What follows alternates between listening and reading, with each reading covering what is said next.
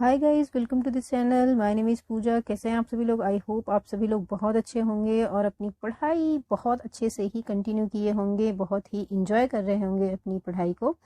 तो आज हम स्टार्ट करने वाले थे एमपी कौशिक की बॉटनी की बुक से सेकेंड चैप्टर, जिसका नाम है कोसा की रचना तथा कार्य।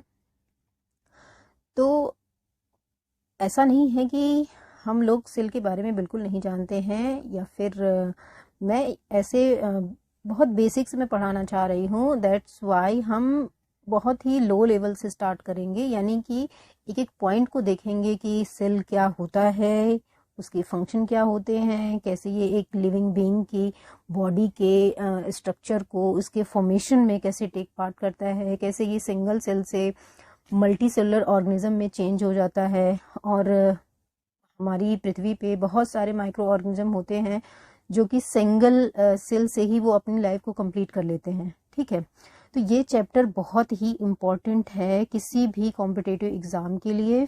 नीट में आप सबको पता है कि बहुत सारे क्वेश्चन इससे आते हैं, लेकिन ये अदर कॉम्पिटिटिव एग्जाम के लिए भी उतना ही इम्पोर्टेंट है। जस्ट लाइक टीजीटी, पीजीटी और एलटी ग्रेड टीचर की जो वैकेंसीज आती हैं उसमें भी सेल से बहुत ही अच्छे क्वेश्चन पुटअप किए जाते हैं। और बैंक का हो या फिर जो है कि एसएससी, सीजीएल वगैरह, या फिर सीएचएसएल में जो जीएस का पोर्शन होता है उसमें से बायोलॉजी का जो पार्ट होता है, यानी कि साइंस का जो पार्ट होता है, उसमें भी क्वेश्चन आते हैं। तो मोस्ट ऑफ द क्वेश्चन ऐसे होते हैं कि जो इस टॉपिक से लिए जाते हैं, जस्ट लाइक कि माइटोकॉन्ड्रिया के बारे में या फिर क्लोरोप्लास्ट के बारे में। तो ये सेल के ही पार्ट होते हैं। तो माइटोकॉन्ड्रिया का एक बहुत ही मतलब पेट क्वेश्चन होता है कि जो एसएससी, सीजीएल वगैरह में आते हैं कि what is the power house of cell. ठीक है, तो ये ऐसे क्वेश्चन होते हैं जो सारे एग्जाम में पूछे जाते हैं और ये बहुत बेसिक होता है। तो इसलिए हम बहुत बेसिक से स्टार्ट करेंगे, बहुत ही लो लेवल से स्टार्ट करेंगे और बहुत ही डिटेल में पढ़ेंगे सेल को। ठीक है, सो लेट्स स्टार्ट। सबसे पहले हम ये जानेंगे कि जो सेल होता है, सेल एक इंग्लिश वर्ड है। ठीक है, यानी कि अगर हम बायोलॉजी के या फिर साइंस में किसी टेक्निकल वर्ड की अगर हम बात करें, तो जो सेल का मतलब होता है, या फिर जो सेल जिस लैटिन वर्ड से लिया गया है, उसको हम क्या कहते हैं? उसको कहते हैं सेलुला। क्या कहते हैं? सेलुला। तो आप ये समझ पा रहे होंगे कि जो हमारा सेल होता है, यानी कि जिससे हमारी बॉडी बनी होती है, जिसमें जितने भी वाइटल फंक्शन होते हैं वो हमारे सेल में ही पाए जाते हैं, तो वो कहाँ से लिया गया है? ये एक लैटिन वर्ड है सेलुला, जिसका मतलब होता है एक स्मॉल कंपार्टमेंट, यानी कि एक छोटी सी जगह। आपने छोटी जगह का सेंस ऐसे लगाएंगे। कंपार्टमेंट का मतलब यहाँ होता है कि जैसे एक छोटी सी जगह है, उसमें बहुत सारी चीजें, जस्ट लाइक जो ट्रेन के डिब्बे होते हैं उसको भी हम क्या बोलते हैं? कंपार्टमेंट बोलते हैं। और उसमें बहुत सारी सीटें होती हैं जिसमें सभी लोग ट्रेवल करते हैं। तो उसी टाइप का एक कंपार्टमेंट होता है, एक छोटा सा जगह होता है, एक खाली स्थान होता है जिसमें बहुत सारी चीजें पाई जाती हैं, जिसके बारे में हम धीरे धीरे पढ़ेंगे। तो सेल क्या है, सेल कहाँ से लिया गया है, किस वर्ड से ये बना है, उसका ओरिजिन कहाँ से हुआ है? तो ये एक लैटिन वर्ड है सेलुला, जिससे ही जो है कि फॉर्म हुआ है, जिससे कि ये बना हुआ है। तो सेलुला का क्या मतलब होता है? एक स्मॉल कंपार्टमेंट से, एक खाली जगह से हम सेंस लगा सकते हैं। ठीक है, तो सर रुडोल्फ पीटर्स 1968 में इन्होंने क्या कहा? इन्होंने कहा कि the living cell is the most important invention in nature, यानी कि हमारी जो प्रकृति है उसने बहुत ही महत्वपूर्ण चीजें बनाई। ठीक है, उसको हम क्या कह रहे हैं? The living cell is the most important invention in nature. हमारी प्रकृति में, हमारे एटमॉस्फेयर में जो बहुत ही इंपॉर्टेंट चीज बनी, उसको हम किससे जान रहे हैं? ये है लिविंग सेल से। अब लिविंग सेल को इन्होंने मोस्ट इम्पॉर्टेंट इन्वेंशन क्यों कहा? क्यों? क्योंकि सेल ही है जिससे किसी भी लिविंग ऑर्गेनिज्म का फॉर्मेशन होता है, किसी भी कोई भी लिविंग ऑर्गेनिज्म फॉर्म करता है, या फिर हम कह सकते हैं रिप्रोड्यूस करता है। ठीक है, तो हम ये समझ में आया है कि हम जो ये सेल है उसको सर रुडोल्फ पीटर्स ने ऐसा क्यों कहा कि ये बहुत ही इम्पॉर्टेंट क्रिएशन था नेचर का, या फिर हम कह सकते हैं कि नेचर में लिविंग सेल को बहुत ही मुख्य या फिर बहुत ही प्रमुख समझा जाता है। ये रुडोल्फ सर का मानना था। तो अब हम जानेंगे कि एक्चुअल में सेल होता क्या है। ठीक है, तो सबसे पहले हम इसकी डेफिनेशन के बारे में जानते हैं। और एक चीज और, जो सेल होता है वो हमारा इंग्लिश वर्ड है, दैट मीन्स कि जो बायोलॉजी के, जो साइंस के सेंस में जिस टेक्निकल वर्ड का हम यूज करते हैं उसको कहते हैं साइटोन। ठीक है, क्या कहते हैं, सॉरी, उसको कहते हैं साइटोन, जिससे आपका बना है साइटोलॉजी। ठीक है, यानी कि वो ये साइटो का हम क्या मतलब समझते हैं, साइटो का मतलब हम समझते हैं सेल। लॉगी मीन्स क्या होता है, स्टडी करना। तो जिस साइंस के अंतर्गत या फिर साइंस के जिस ब्रांच के अंदर हम सेल की स्टडी करते हैं उसको क्या कहते हैं, उसको कहते हैं साइटोलॉजी। ठीक है, तो आपको एक चीज ये समझ में आ गई कि जो हमारा सेल होता है वो एक लैटिन वर्ड से लिया गया है। जो लैटिन वर्ड था वो था सेलुला। ठीक है, जिसका मतलब क्या होता है, एक होता है small compartment. Sir Rudolph Peters ने हमको ये बताया कि ये नेचर में बहुत ही इंपॉर्टेंट चीज जो है कि बनी, जिसको हमने क्या कहा, सेल कहा।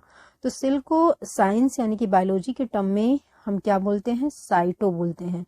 तो जिस विज्ञान के अंतर्गत यानी कि विज्ञान की जिस शाखा के अंतर्गत हम सेल की स्टडी करते हैं उसको क्या कहते हैं, साइटोलॉजी। अब बात करते हैं इसके डेफिनेशन की। तो the cell is a systematically organised community of molecular population in a dynamic interaction. It has a morphological, chemical and physiological यानी कि physical organization which enables it to assimilate, grow and reproduce. देखिए definition पे बहुत अच्छे से ही इसके एक एक वर्ड को हम समझते हैं कि क्या होता है डेफिनेशन सेल का। तो सिस्टमेटिकली ऑर्गेनाइज्ड, सिस्टमेटिकली ऑर्गेनाइज का क्या मतलब हुआ कि जो सेल होता है वो बहुत ही सिस्टम से, यानी कि जैसे आपने अपने घर में देखा होगा कि चीजें बहुत, कभी कभी ऐसे होता है कि चीजें बहुत बिखरी होती हैं, अनऑर्गेनाइज्ड होती हैं, तो क्या वो देखने में सही लगती है, नहीं लगती हैं। वैसे ही जो सेल होता है जब किसी लिविंग बीइंग का फॉर्मेशन करता है तो सेल जो है वो ऐसे ही नहीं अटैच होता है एक दूसरे से, वो बहुत सिस्टमेटिक वे में, बहुत ही अच्छे से ऑर्गेनाइज्ड वे में जो है अटैच होता है एक दूसरे से। Community of molecular population, molecular population क्यों बोला गया, क्योंकि इसमें बहुत से मॉलिक्यूल टेक पार्ट करते हैं।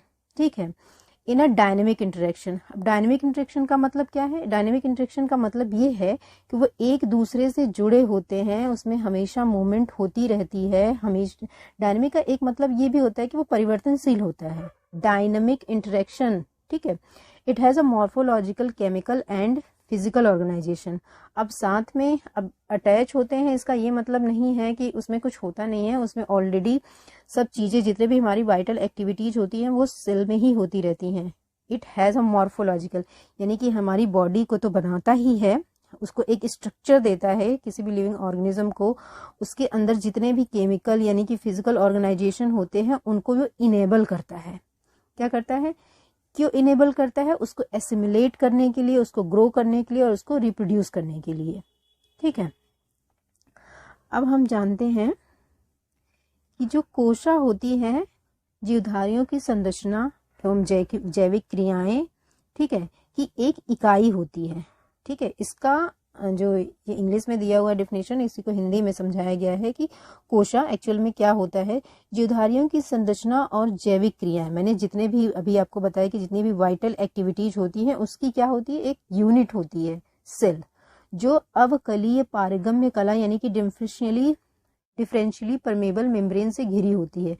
अब आपको ये समझना है कि जो सेल होती है वो किससे घिरी होती है, वो एक पारगम्य कला होती है। कैसी होती है, अवकलीय होती है, डिफरेंशियली परमेबल मेम्ब्रेन होती है, जिसमें प्रायः स्वतः जनन करने की सामर्थ्य होती है। स्वतः जनन का मतलब ये होता है कि उसमें बाहर से कोई चीज नहीं डाली जाती है, वो उसमें ऐसी चीजें प्रेजेंट होती हैं जिसकी वजह से वो रिप्रोड्यूस कर लेता है, या विभिन्न पदार्थों का वह छोटे से छोटा संगठित रूप है जिसमें सभी क्रियाएं होती हैं। सभी क्रिया का मतलब जितनी भी वाइटल एक्टिविटीज एक लिविंग ऑर्गेनिज्म की लाइफ को सरवाइव करने के लिए जरूरी होती है, वो सारी एक्टिविटीज इसमें होती है, जिन्हें सामूहिक रूप से हम क्या कहते हैं, जीवन कहते हैं। अब हमने सेल की डेफिनेशन को पढ़ लिया है, उसको समझ लिया है कि सेल क्या होता है, कैसे ये हमारी बॉडी के लिए बहुत जरूरी है। क्यों जरूरी है? क्योंकि जितने भी जैविक क्रियाएं होती हैं वो कहाँ पे होती हैं, वो सेल में होती हैं। ठीक है, तो हम सेल को क्या कह रहे हैं, एक यूनिट कह रहे हैं। किस चीज की यूनिट कह रहे हैं? जितने भी मॉर्फोलॉजिकल, केमिकल और फिजिकल ऑर्गेनाइजेशन होते हैं उसको मतलब ये इनेबल करता है। जो सेल होता है उसके लिए ये बनता है कि उसको ये आगे की तरफ बढ़ा सके, ग्रो करा सके, रिप्रोड्यूस करा सके। ठीक है, तो अब हम जानते हैं, देखिए सेल की जो खोज हुई थी इससे बहुत सारे जो है कि साइंटिस्ट जुड़े हुए हैं, बहुत सारे साइंटिस्ट का नाम जुड़ा है क्योंकि उन्होंने सेल को खोजा। अब कौन कौन से वो साइंटिस्ट हैं, ये साइंटिस्ट के नाम याद रखने हमें बहुत ज़रूरी है क्योंकि इनसे भी क्वेश्चन बनते हैं हमारे एग्जाम्स में। तो रॉबर्ट हुक, 1665 में रॉबर्ट हुक ने बोतल की कार की एक पतली परत का जो है कि स्टडी किया, अध्ययन किया और उसके आधार पर मधुमक्खी के छत्ते जैसे कोष्ठ उन्होंने देखे। किसमें देखा? बोतल की कॉर्क में। एक पतली परत के अध्ययन के आधार पर मधुमक्खी के छत्ते जैसे उन्होंने कोष्ठ देखे और इन्होंने इसको क्या नाम दिया? इन्होंने नाम दिया इसको सेल। अब बोतल की कॉर्क का मतलब क्या हुआ? बोतल की कॉर्क का मतलब ये हुआ कि वो लिविंग चीज नहीं थी, यानी कि इन्होंने जहां भी देखा था वो नॉन लिविंग चीज में कुछ ऐसी चीजें इन्होंने देखी थी। तो ये कैसे थे? मधुमक्खी के छत्ते जैसे कोष थे जिनको इन्होंने क्या नाम दिया था? कोशा नाम दिया था। और ये जो फैक्ट है ये इन्होंने कहाँ पे जो है कि पब्लिश किया था? इन्होंने अपनी बुक माइक्रोग्राफिया में पब्लिश किया था।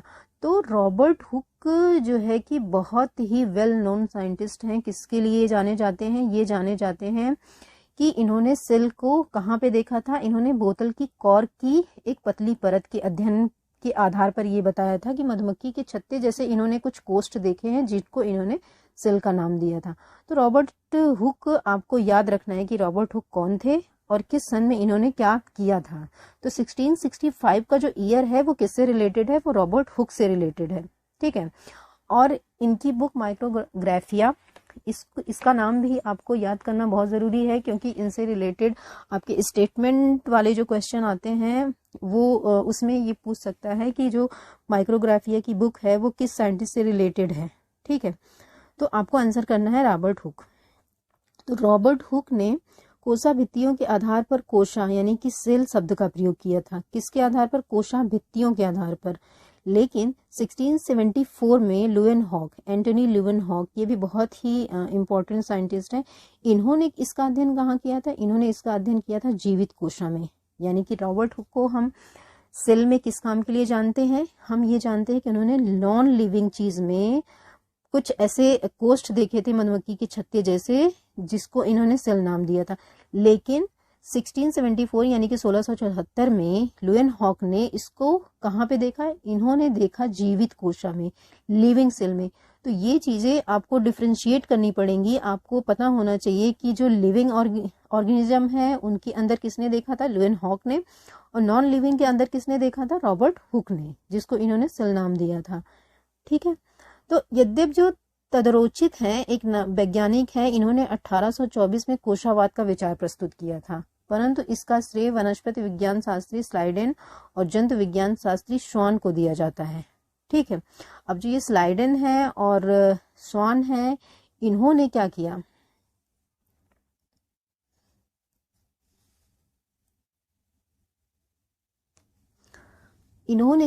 इन्होंने जो तदरुचित ने, इन्होंने एक कोशावाद का सिद्धांत, कोशावाद का हम कह सकते हैं सिद्धांत नहीं, विचार इन्होंने दिया था, लेकिन स्लाइडन और सैकवान ने उसको मॉडिफाई करके, ठीक है, उसको मॉडिफाई करके बहुत अच्छे से हमें बताया, ठीक प्रकार से हमें कोशावाद का सिद्धांत प्रस्तुत किया। और उन्होंने बताया कि जो कोशाएं होती हैं वो पौधों तथा जंतुओं की रचनात्मक इकाई होती हैं। रचनात्मक इकाई का मतलब कि जो जितने भी पौधे हैं या फिर जंतु हैं या फिर कोई भी लिविंग ऑर्गेनिज्म है, उसको स्ट्रक्चर देता है, उसको एक ढांचा देता है। वो क्या देता है?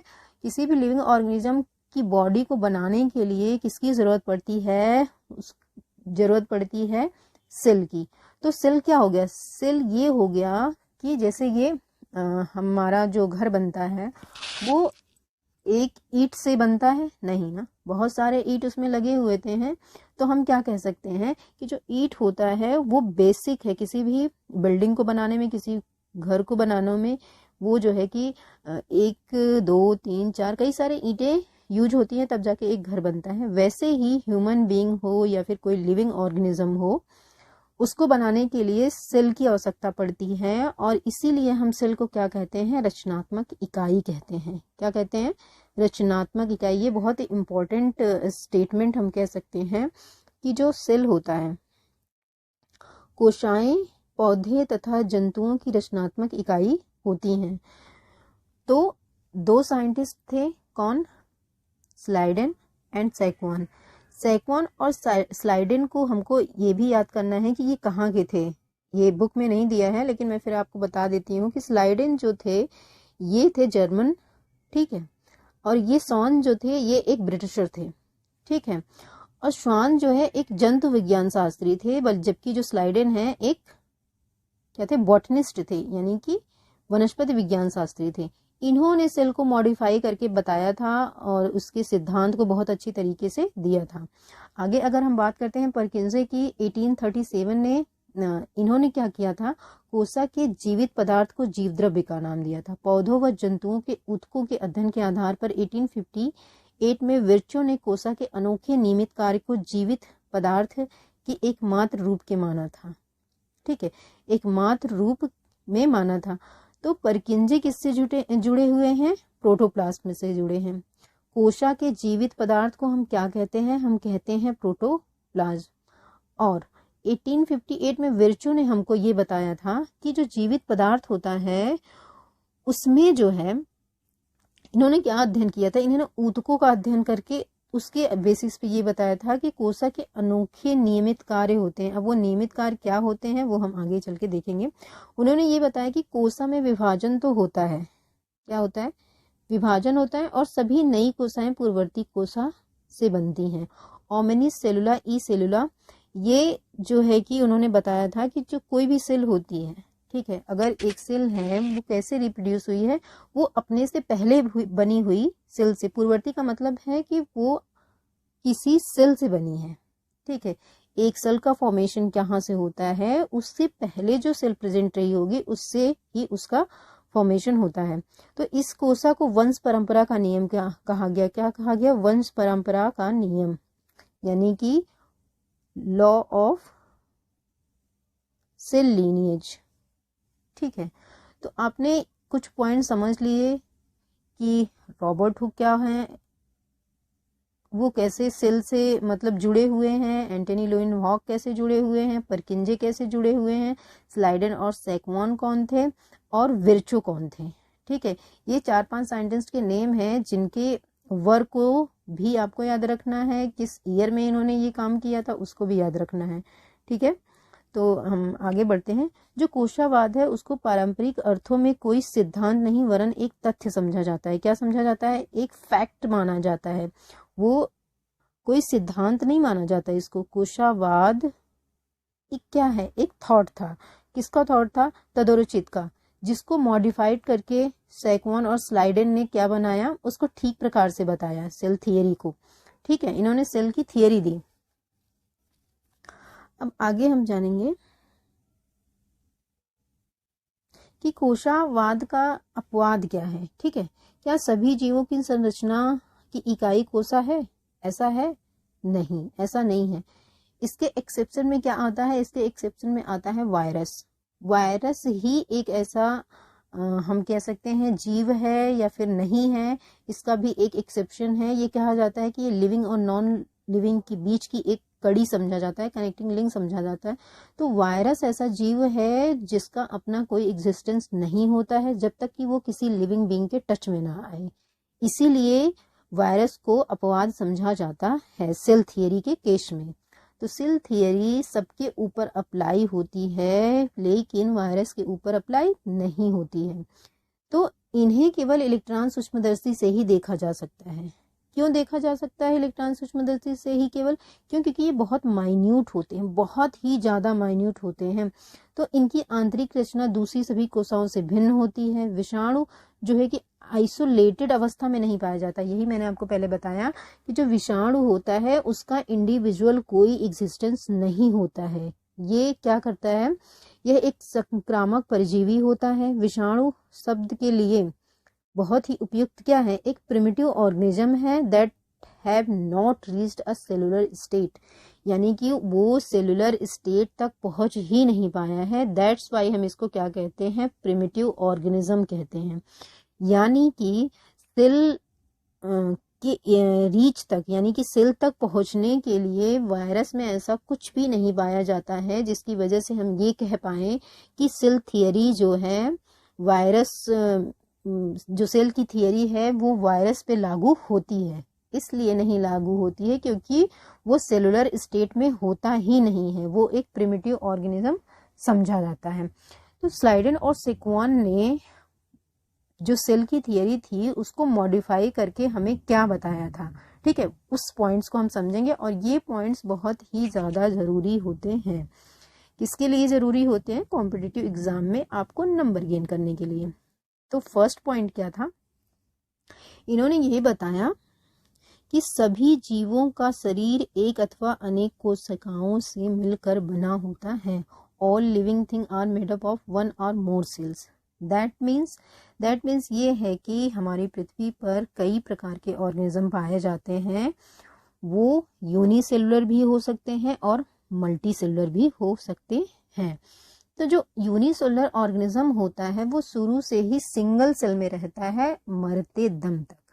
यानी कि जब वो प्रोड्यूस हुआ है, जब वो बना है, तब भी वो सेलुलर लेवल पे रहता है, सिंगल सेल में रहता है। जब उसकी डेथ होती है तब भी वो सिंगल सेल में ही उसकी डेथ भी हो जाती है। यानी कि वो डिवाइड करके डबल सेल नहीं बनाता है, मल्टी सेलुलर में नहीं चेंज होता है। उसी एक सेल से ही उसकी लाइफ कंप्लीट हो जाती है।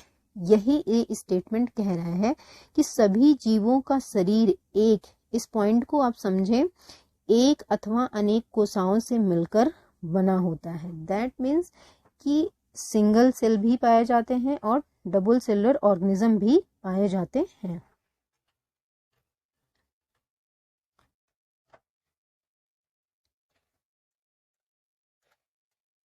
अब हमारा सेकंड पॉइंट क्या है? हमारा सेकंड पॉइंट है कि कोशिका जीव के शरीर के कार्य की मूलभूत इकाई है और जीवन संबंधी सभी क्रियाएं कोशिकाओं में संपन्न होती हैं। कहाँ संपन्न होती हैं? कोशिकाओं में संपन्न होती है।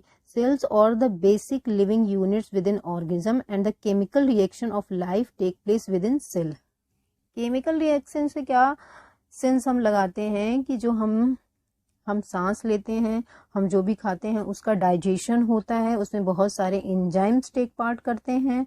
और हमारे जो न्यूरॉन्स होते हैं, कैसे हम न्यूरॉन्स हमारी बॉडी को कंट्रोल करते हैं, उस सब चीज़ों में जो रिएक्शंस होते हैं, कैसे हमारा जो डाइजेस्टिव सिस्टम वर्क करता है, माइटोकॉन्ड्रिया में क्या होता है, क्यों हम उसको जो है कि power house of the cell कहते हैं। तो इन सब चीज़ों के लिए जितने भी मतलब क्रियाएं हमारे सेल के अंदर होती हैं, वो इसीलिए हम इसको क्या कहते हैं? इसको हम कहते हैं cells are the basic living units within organism and the chemical reactions of life take place within cell. ठीक है, आई होप आपको समझ में आ गया होगा। कोशिका जीव के शरीर कार्य की मूलभूत इकाई होती है। यानी कि जितने भी कार्य, जितने भी वाइटल एक्टिविटी, जैविक क्रियाएं जितनी भी होती हैं बॉडी के अंदर, वो कहाँ पे होती हैं? वो सेल में होती हैं। जितने भी केमिकल रिएक्शंस होते हैं वो कहाँ पे होते हैं? सेल में ही होते हैं। और तीसरा जो आपका पॉइंट है वो है सभी कोशिकाएं पूर्ववर्ती कोशिकाओं से बनती हैं। दैट मीन्स कि all cells arise from the pre existing cells. पहले से बनी हुई कोसा से ही दूसरी कोशा का निर्माण होता है। तो आपने जो स्लाइडन एंड सैकबॉर्न ने जो थियरी दी थी, सेल थियरी, जिसको उन्होंने मॉडिफाई करके बनाया था, तो उसके कितने पॉइंट्स हैं? उसके 3 पॉइंट्स हैं। ठीक है, उसके 3 पॉइंट्स हैं, जिसमें आपने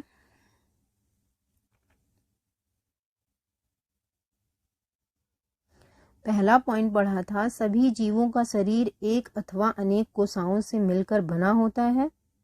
okay, all living things are made up of 1 or more sales. Second point आपका था कि जो कोशिका होती है वो शरीर के कार्य की इकाई होती है। जितने भी केमिकल्स रिएक्शंस होते हैं वो कहाँ पे टेक प्लेस होते हैं? वो होते हैं सेल के अंदर। और ये सेल बना कहाँ से होता है? अपनी प्री एग्जिस्टिंग सेल से। जो उसकी पूर्ववर्ती जीवित कोशिका होगी उसी से सेल का निर्माण होता है। इतनी बातें आई होप आपको समझ में आ गई होंगी। तो आगे बढ़ते हैं। प्रत्येक जीवधारी अपना जीवन एक कोशिका से आरंभ करता है। यदि वह इसी प्रकार से अपना जीवन चलाता रहता है तो उसे एक कोशिकीय जीव कहते हैं। फॉर एग्जाम्पल ईस्ट, डायटम्स, जीवाणु आदि। परंतु अधिकतर पौधों में यह कोशिका विभाजन करती है और अंत में बहुकोशिकीय जीव बन जाता है। Not only the plants but हम एनिमल को भी इंक्लूड करते हैं इसमें। तो ऐसा ऑर्गेनिज्म जिसकी लाइफ जब वो प्रोड्यूस हुआ, जब वो बना, उससे लेकर उसकी डेथ तक उसकी पूरी लाइफ जो है कि एक ही सिंगल सेल में अगर कट जाती है तो उसको हम क्या कहते हैं? Unicellular organism. बट जब यही सिंगल सेल डिवाइड करके मल्टी सेल में चेंज हो जाता है, मल्टी सेलुलर बन जाता है, तो उसको हम क्या कहते हैं? Multi cellular organism. तो उसके अंदर कौन कौन से जीव आएंगे? उसमें आपके आएंगे पौधे और जंतु। ठीक है, कोशिकाएं एक आवश्यक जीवित पदार्थ से बनी होती हैं। जीवित पदार्थ यानी आपके सेल में जो जिससे हम कहते हैं कि हम सरवाइव कर पाते हैं, जिससे जीवन हमारा शुरू होता है, उसको हम क्या कहते हैं? उसको कहते हैं प्रोटोप्लाज्म यानी कि जीव द्रव्य। क्या कहते हैं? प्रोटोप्लाज्म यानी कि जीव द्रव्य, जिसके बारे में हमें किसने बताया था? हमें बताया था परकिंजे ने। तो पौधों में जीव द्रव्य एक निर्जीव कोशिका भित्ति से घिरा होता है, परंतु जंतुओं में यह भित्ति नहीं पाई जाती। तो ये पॉइंट बहुत ही इम्पोर्टेंट है, बहुत ही ज्यादा इम्पोर्टेंट है कि जो जीव द्रव्य होता है वो एक निर्जीव कोशिका भित्ति यानी कि सेल वॉल से घिरा होता है। किसमें? पौधे में। ठीक है, परंतु यही कोशिका भित्ति किसमें नहीं पाई जाती है? वो है जंतु यानी कि एनिमल। ओके, कोशिका भित्ति में अति सूक्ष्म छिद्र होते हैं। क्या होते हैं? छिद्र का मतलब क्या? होल होते हैं, जिनके द्वारा धागे के रूप में जीवद्रव्य एक कोशिका को दूसरी कोशिका से जोड़ता है। क्या करता है? जोड़ता है।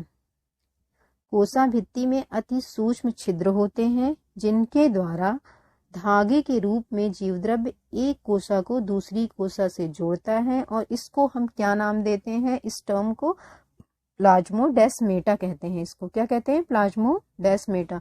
तो ये पॉइंट भी आपको याद करना होगा, याद करना पड़ेगा कि प्लाज्मोडेस्मेटा क्या होते हैं। तो प्लाज्मोडेस्मेटा 2 सेल को जोड़ने का काम करते हैं। किसके थ्रू?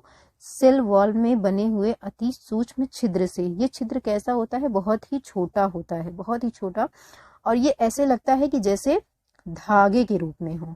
तो जो जीवद्रव्य होता है, जीवद्रव्य को ही हम क्या कहते हैं? जीवित पदार्थ कहते हैं। जब एक सेल का जीवद्रव्य दूसरे सेल से जुड़ा रहेगा तभी तो सेल अटैच समझे जाएंगे, तभी तो कनेक्शन बनेगा। तो उस कनेक्शन को हम क्या कहते हैं? प्लाज्मोडेस्मेटा कहते हैं।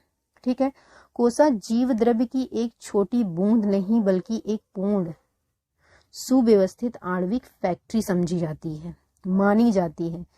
क्यों मानी जाती है? क्योंकि जीव द्रव्य ही वो जीवित पदार्थ है जिसमें सारी चीजें प्रेजेंट होती हैं, जिससे एक सेल जो है कि लिविंग सेल समझा जाता है। ठीक है, तो सेल में जीव द्रव्य का प्रेजेंट होना बहुत ही जरूरी है। जब तक किसी भी सेल में जीव द्रव्य नहीं पाया जाएगा हम उसको लिविंग सेल नहीं बोलेंगे। तो जीव द्रव्य यानी कि प्रोटोप्लाज्म बहुत ही ज़्यादा ज़रूरी है। किसके लिए ज़रूरी है? ये ज़रूरी है किसी भी सेल को हम तब तक लिविंग नहीं बोल सकते हैं जब तक कि उसमें प्रोटोप्लाज्म ना पाया गया हो। अब ये प्रोटोप्लाज्म एक दूसरे से कैसे अटैच होता है, कैसे कनेक्ट होता है? ये कनेक्ट होता है कोसा भित्ति यानी कि सेल वॉल में पाए जाने वाले अति सूक्ष्म छिद्र यानी कि स्मॉल पोर के द्वारा। अब इसको क्या कहते हैं? इसको हम कहते हैं प्लाज्मोडेस्माटा। ये एक थ्रेड लाइक स्ट्रक्चर बन जाता है, ठीक है। इसी थ्रेड लाइक स्ट्रक्चर को हम क्या कहते हैं? प्लाज्मोडेस्माटा कहते हैं, ठीक। अब इसको सुव्यवस्थित आणविक फैक्ट्री क्यों माना गया? वो इसीलिए माना गया कि इसी जीव द्रव्य में सारे जो है कि ऑर्गेनेल्स पाए जाते हैं और वो ऑर्गेनेल्स अपने अपने इंडिविजुअल फंक्शन को कंप्लीट करते हैं, तभी एक सेल जो है लिविंग सेल कहलाता है। क्या कहलाता है? लिविंग सेल कहलाता है। ओके, आई होप आपको समझ में आ गया होगा कि प्रोटोप्लाज्म कैसे बहुत ही ज़्यादा ज़रूरी होता है किसी भी लिविंग सेल को लिविंग सेल बनाने में। तो अगर हम सेल में किसी भी चीज को जीवित पदार्थ कहेंगे तो वो किसको कहेंगे? जीवद्रव्य यानी कि प्रोटोप्लाज्म को। तो अब हम आगे नेक्स्ट पॉइंट हमारा ये होगा कि कोसा के प्रकार यानी कि टाइप्स ऑफ सेल, जीवधारियों में कितने प्रकार, यानी कि जो जीवधारी होते हैं, जो लिविंग ऑर्गेनिज्म होते हैं, उनमें किस प्रकार की कोसा पाई जाती है, या फिर कई प्रकार की पाई जाती है, या फिर कितने प्रकार की पाई जाती है, ये हम अब समझेंगे। तो जो कोसा होती है उसके दो टाइप्स होते हैं। जीवधारियों में दो प्रकार की कोसाएं पाई जाती हैं, जिसमें आपका फर्स्ट टाइप है prokaryotic cells and second type है आपका यूकैरियोटिक सेल। ये दोनों ही टाइप किसके हैं? ये हैं लिविंग सेल्स के टाइप, यानी कि दो प्रकार के सेल्स पाए जाते हैं। फर्स्ट है आपका प्रोकैरियोटिक सेल, सेकंड है आपका क्या? Eukaryotic cells. तो पहले हम जानेंगे कि प्रोकैरियोटिक सेल क्या होता है, उसके बाद हम जानेंगे कि यूकैरियोटिक सेल क्या होता है। तो बात करते हैं प्रोकैरियोटिक सेल की। तो जो प्रोकैरियोटिक सेल है, इसका प्रोकैरियोटिक नाम कैसे पड़ा, यानी को कैसे हमने इसको प्रोकैरियोटिक सेल कहा और क्यों कहा, इसको सबसे पहले समझते हैं। तो ये इसका आंसर आपको इसी वर्ड में ही छिपा हुआ मिलेगा। तो प्रोकैरियोटिक एक मतलब दो जो है कि ग्रीक वर्ड से लिया गया है, जिसमें पहला ग्रीक वर्ड है आपका प्रो, जिसका मतलब होता है प्रिमिटिव, और दूसरा है कैरियन। कैरियन का मतलब क्या होता है? न्यूक्लियस। दैट मीन्स आपको ऐसे ही याद रखना है कि प्रोकैरियोटिक सेल क्या होता है, यानी कि एक ऐसा सेल जो प्रिमिटिव लेवल का है, यानी कि बहुत ही आद्य टाइप का है। प्रो का मतलब होता है बहुत पहले या फिर सबसे पहले या फिर प्रथम हम कह सकते हैं। प्रिमिटिव का मतलब होता है आद्य, पुरानी, प्रथम, पहली, ठीक है। इसीलिए इसका नाम जो है प्रोकैरियोटिक पड़ा, क्योंकि ये बहुत ही प्रिमिटिव लेवल पे, बहुत ही इनिशियल लेवल पे जब ऑर्गेनिज्म का निर्माण हुआ, तब जाके ये कोशिकाएं उन ऑर्गेनिज्म को बनाई। किन कोशिकाओं ने? प्रोकैरियोटिक सेल्स ने। तो प्रो का मतलब क्या हो गया? प्रिमिटिव, आद्य, पुरानी, और कैरियन का मतलब है आपका न्यूक्लियस यानी कि केंद्रक, यानी कि ऐसा सेल जिसके अंदर आद्य प्रकार का न्यूक्लियस यानी कि इनिशियल लेवल का न्यूक्लियस पाया जा रहा है, उसको हम क्या कहते हैं? उसको हम कहते हैं प्रोकैरियोटिक सेल। तो दो प्रकार के सेल के बारे में हमने बात करी। वो पहला है प्रोकैरियोटिक, दूसरा है यूकैरियोटिक। प्रोकैरियोटिक सेल के बारे में हमने स्टार्टिंग में ये समझा कि जो प्रोकैरियोटिक सेल है वो क्या होता है। तो उसके सबसे पहले हम किसी चीज को समझने के लिए क्या होता है ना, कि उसके शब्दों को तोड़ दो। जब शब्दों को तोड़ के उसके अर्थ को समझोगे तो आप बहुत जल्दी उसको अपने कॉन्सेप्ट को क्लियर कर पाओगे, आप समझ पाओगे कि हम किस चीज के बारे में बात कर रहे हैं। तो अभी हम अगर बात करते हैं in normal way what is prokaryotic cell, तो हमारे दिमाग में ये चीज क्लिक करनी चाहिए कि जो प्रोकैरियोटिक वर्ड है वो कहाँ से लिया गया है, किन दो शब्दों से मिलके बना है, और वो दो शब्द कहाँ से लिए गए हैं। तो ये ग्रीक भाषा के दो शब्द हैं, जिसमें आपका पहला है प्रो और दूसरा है कैरियन। जिसमें प्रो का मतलब है प्रिमिटिव, कैरियन का मतलब है न्यूक्लियस यानी कि केंद्रक। तो ऐसा केंद्रक जो प्रिमिटिव टाइप का है, जिसका जो न्यूक्लियस है वो वेल डेवलप नहीं है। वेल डेवलप का मतलब ये होता है कि वो उसमें जो है लेवल होता है उसका वो काफ़ी एडवांस होता है। लेकिन जो प्रोकैरियोटिक सेल में जो न्यूक्लियस पाया जाएगा वो अभी ग्रो करना शुरू किया है, वो अभी डेवलप करना शुरू किया है, वो अपने इनिशियल स्टेज में है, यानी कि प्राथमिक स्टेज में है, उसने अभी बनना शुरू किया है। तो इसलिए हम इसको क्या कह रहे हैं, प्रोकैरियोटिक सेल कह रहे हैं। रचना के आधार पर ये कोशिकाएं आद्य होती हैं, यानी कि प्रिमिटिव होती हैं। इन कोशिकाओं में केंद्रक कला यानी कि न्यूक्लियर मेम्ब्रेन नहीं होती है। ठीक है, क्या नहीं होती है, न्यूक्लियर मेम्ब्रेन नहीं होती है। दैट मीन्स कि जो न्यूक्लियस पाया जा रहा है, जो केंद्रक पाया जा रहा है, वो मेम्ब्रेन लेस है। उसके चारों तरफ सपोज दैट कि ये कुछ एरिया है, हम कह सकते हैं कि ये इनिशियल स्टेज का डीएनए है या फिर न्यूक्लियस है। इसके अराउंड कोई भी वॉल नहीं पाई जा रही है, कोई भी, मतलब न्यूक्लियर शब्द बना कहाँ से, न्यूक्लियस से बना है। और मेम्ब्रेन का मतलब आप जानते हो कि कोई चीज जो घेरे रहती है। ठीक है, तो न्यूक्लियर मेम्ब्रेन नहीं पाया जा रहा है। दैट मीन्स कि एक ऐसा न्यूक्लियस जो कि किसी भी चीज से घिरा हुआ नहीं है, उसके जो है कि बाहर कोई भी बाउंड्री नहीं पाई जा रही है, इसका ये मतलब हुआ।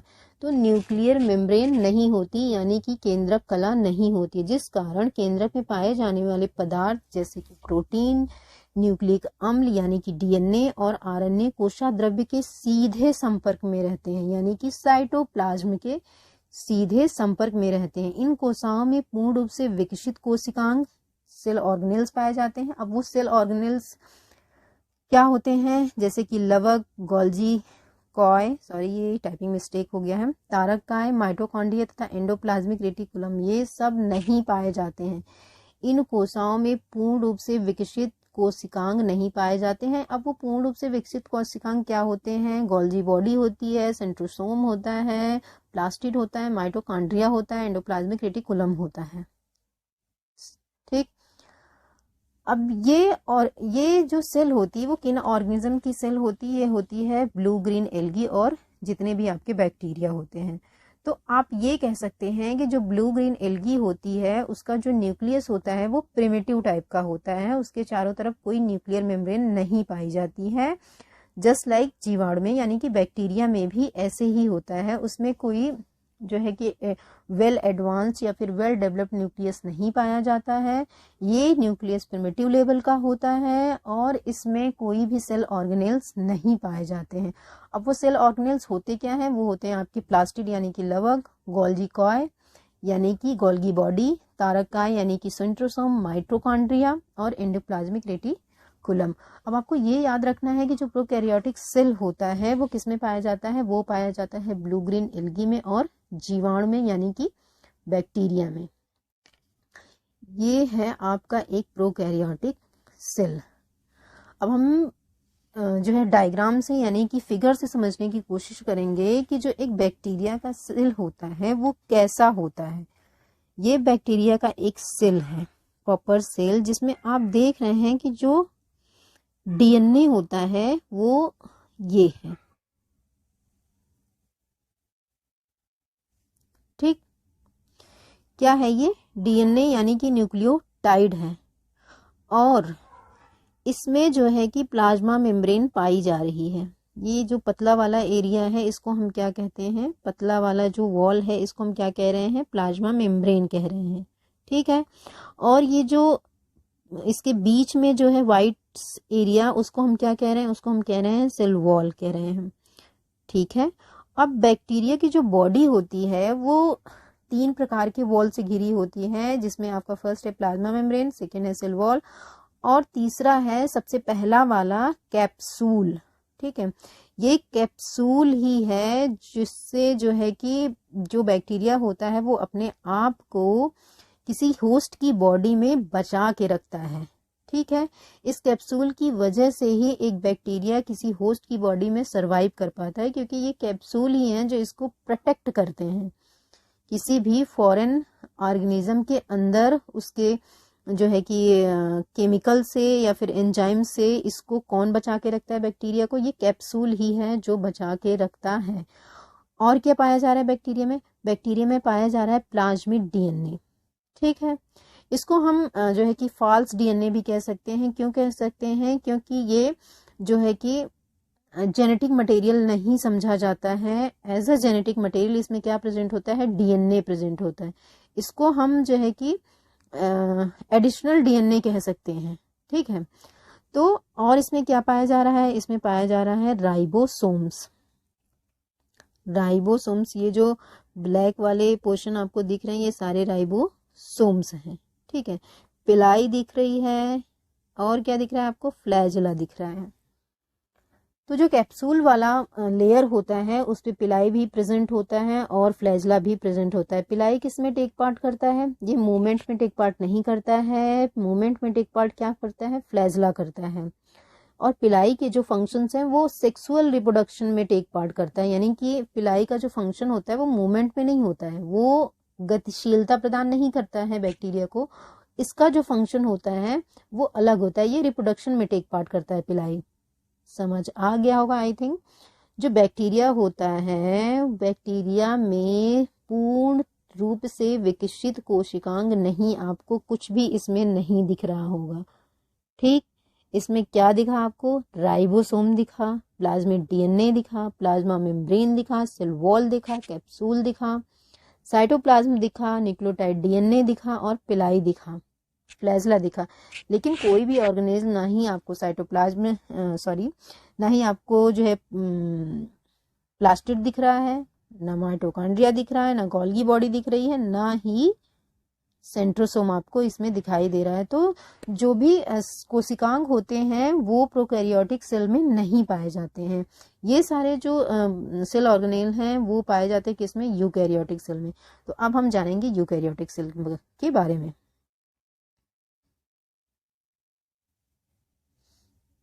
ये है सेकेंड पॉइंट आपका क्या है? सेकेंड पॉइंट है यूकैरियोटिक सेल्स, यानी कि यूकैरियोटिक कोशिकाएं क्या होती। तो जो प्रोकैरियोटिक सेल है उसको हमने अच्छे से समझा कि प्रोकैरियोटिक सेल क्या होते हैं। अब हम जानेंगे यूकैरियोटिक सेल के बारे में। तो जो यूकैरियोटिक सेल है ये भी ग्रीक वर्ड से ही लिया गया है, जिसमें यू का मतलब होता है गुड, यानी कि वेल, अच्छा। गुड का मतलब भी होता है अच्छा। कैरियन का मतलब मैंने आपको पहले ही बता दिया होता है न्यूक्लियस, जिसका क्या मतलब हुआ? True nucleus. प्रोकैरियोटिक का क्या मतलब होता है? Pro nucleus. ठीक है, यानी कि प्रिमिटिव लेवल का न्यूक्लियस। और यू का मतलब होता है वेल डेवलप्ड, यानी कि एक ऐसा न्यूक्लियस जो कि अपने पूरे फॉर्म में है, जो कि एडवांस टाइप का है। वो ऐसा न्यूक्लियस किस में पाया जाता है? यूकैरियोटिक सेल्स में। दैट्स वाई इसका नाम पड़ा यूकैरियोटिक सेल्स।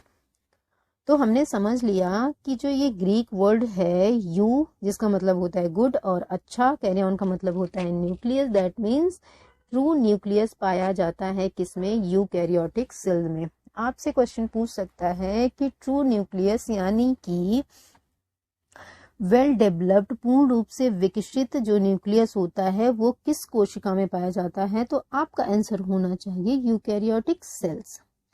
तो इस प्रकार की कोशिकाओं में पूर्ण विकसित केंद्रक पाया जाता है। कैसे पाया जाता है? इसमें न्यूक्लियर मेम्ब्रेन भी होती है। ठीक है, तो इस प्रकार की कोशिका में पूर्ण विकसित केंद्रक कला के साथ प्रेजेंट होती है और इकाई भित्तियों से घिरे, यानी कि यूनिट मेम्ब्रेन बाउंड होती है। विभिन्न प्रकार के सेल ऑर्गेनेल पाए जा रहे हैं। जितने भी सेल ऑर्गेनेल के बारे में मैंने आपको पहले बताया, जस्ट लाइक क्लोरोप्लास्ट यानी कि प्लास्टिड, माइटोकॉन्ड्रिया, गोल्जी बॉडी, ये सारे वेल डेवलप्ड सेल ऑर्गेनेल्स आपको यूकैरियोटिक सेल्स में मिलेंगे। समझ आ गया? तो इस प्रकार के जो सेल होते हैं वो किस में पाए जाएंगे? अगर हम एग्जांपल लेना चाहें तो वो ब्लू ग्रेन एल्गी के अलावा जितने भी शैवाल बचते हैं उन सभी शैवाल में यूकैरियोटिक सेल पाई जाती है। सारे पौधों में पाई जाती है और सारे जंतुओं में पाई जाती है।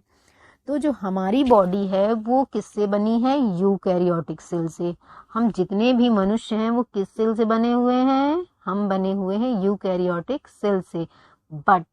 बट जो ब्लू ग्रीन एल्गी होती है, जो बैक्टीरिया होता है, वो किससे बना होता है? वो बना होता है प्रोकैरियोटिक सेल में।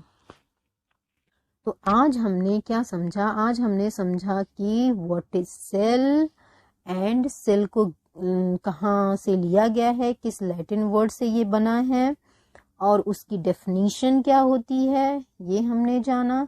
सेल के टाइप को हमने जाना कि ये कितने टाइप के होते हैं, प्रोकैरियोटिक और यूकैरियोटिक। और हमने जितने भी साइंटिस्ट सेल से रिलेटेड थे, जो शुरू में इनिशियल जब इस पे काम करना शुरू हुआ था सेल पे, तो जिन जिन साइंटिस्टों ने अपना महत्वपूर्ण योगदान दिया, उन साइंटिस्टों के बारे में हमने समझा। तो साइंटिस्ट का नाम हमें याद रखना बहुत ही ज़रूरी है। विथ सेल थियरी, सेल की थियरी क्या होती है, उसके तीनों पॉइंट्स क्या होते हैं, ये हमको लर्न करना बहुत ही ज़्यादा ज़रूरी है, क्योंकि इन्हीं पॉइंट्स से क्वेश्चन आपके एग्ज़ाम में पूछे जाते हैं। सो आज के लिए इतना ही। अब नेक्स्ट वीडियो में हम इसके आगे की पढ़ाई करेंगे। आई होप आपने ये लेक्चर एंजॉय किया होगा और आगे भी मुझसे पढ़ना चाहेंगे। अगर कोई फीडबैक हो तो मोस्ट वेलकम है आपके फीडबैक का। Take care and bye bye.